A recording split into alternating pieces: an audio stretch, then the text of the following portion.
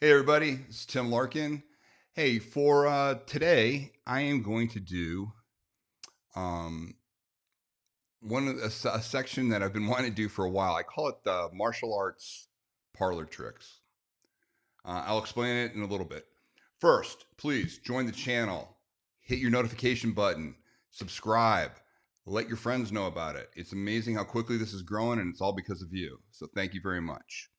Now, getting into today's parlor tricks. Why do I call it parlor tricks? There's a lot of showmanship that goes on in the martial arts sometimes, where you see guys, taking like uh, a part of their neck and maybe bending a piece of iron, or you see people taking needles, putting them through each other, or you see people able to take strikes to the groin, seemingly to have no effect whatsoever. All of these are, well, they can be impressive, meaning the person had to train to be able to control these situations, but it has nothing to do with violence, and it has nothing to do with being able to put an injury on somebody.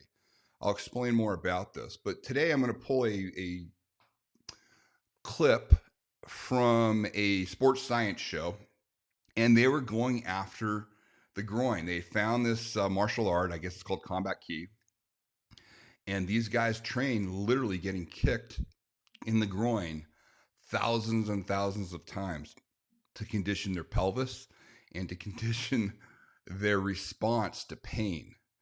I'm going to let the clip kind of explain and set everything up, and then I'm going to tell you why none of this matters. But again, there are so many people that get caught up in these types of things and think these people are superhuman, that they really need to understand what injury to the human body is all about and how it physiologically works. But let's go ahead and get into this. Now, again, this show it was a good show. It showed some stuff. This is a small section of it. It's about a 5-minute section where they explain what's about to happen. They pull in a guy from American Gladiators, a MMA fighter, a big dude, and he is going to shin kick this martial artist in the nuts as hard as he can. And let's look at the results here.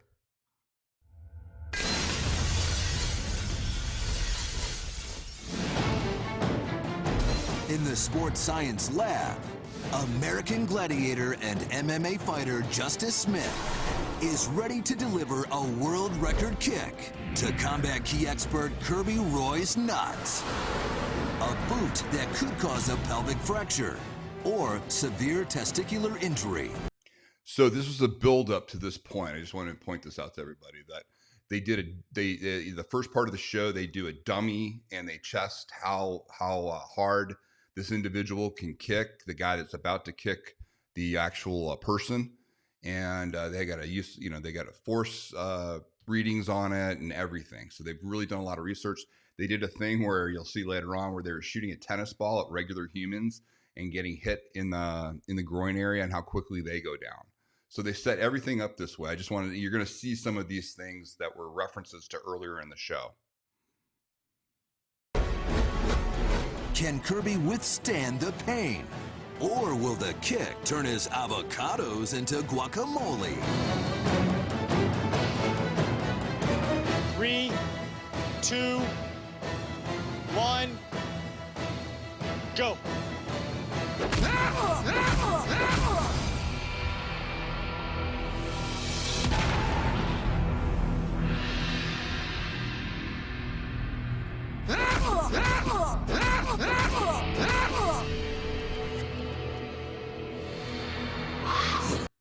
Okay, you got to love the editing, and you've got to love the announcer's voice and all the corny stuff they say. But just looking at this kick, you can see this was a full force kick that this guy did. It was a full force shin kick into the groin area. And let's hear them talk about the force of the kick, and then they're going to explain how this individual is still standing. Wow. Wow. Dude, I felt that all on my shins. Like, man. That was a strong kick. Man. No cup, no nothing, bro. It's just straight up nuts. My bad. How did that feel? It was a very strong, direct kick. He had his shin into it. I mean, I could feel it coming up. Wow. Justice's foot rockets into Kirby's crotch at 22 miles an hour, landing with 1,100 pounds of force.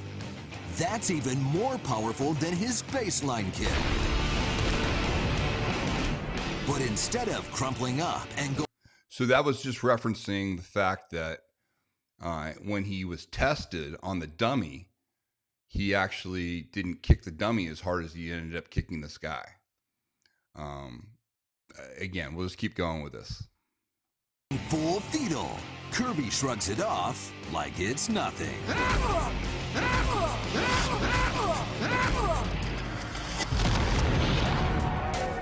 How was Kirby able to take the massive impact below the belt and feel nothing? When Kirby's kicked in the groin, warning signals rocket to his brain at 265 miles an hour. In fractions of a second, the brain sends signals back down into the abdomen and testicles. And a neurotransmitter that tells the brain it's feeling pain is released. It's called Substance P.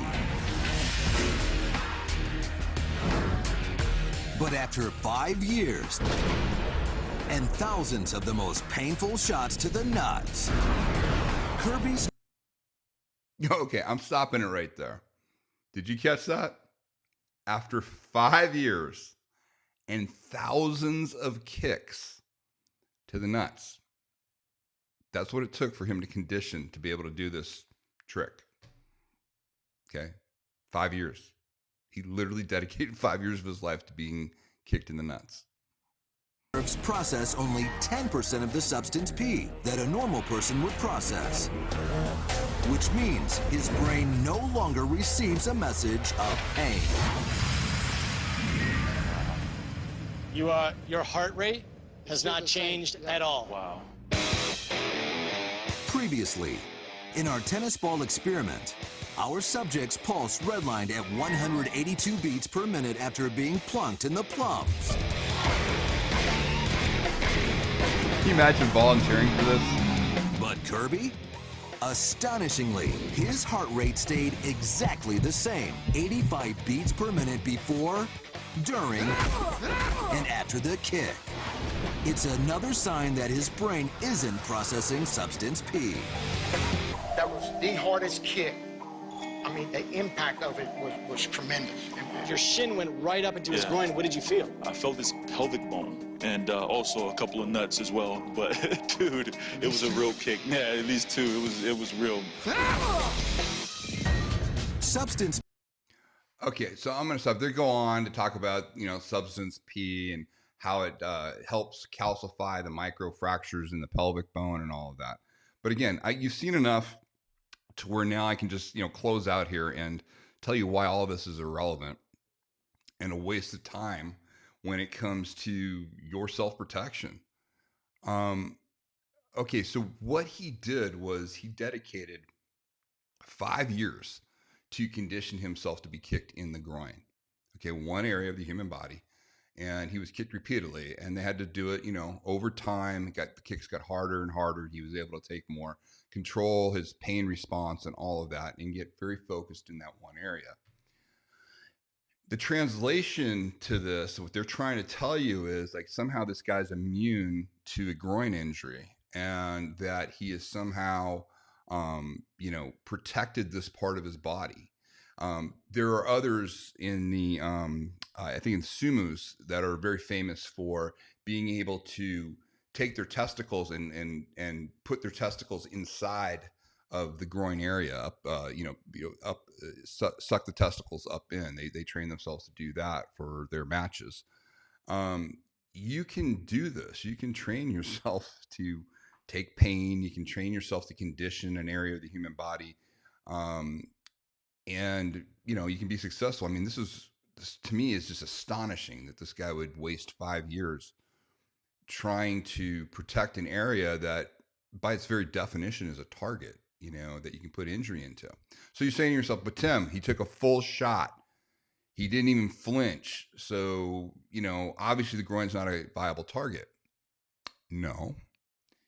He controlled the situation saying, okay, this is where you're going to strike me. This is what I've prepared for. This is what I've conditioned for years. And after years of conditioning, I can take a full shot to this one area of the human body as long as that's what you do. Now, what do I mean by that?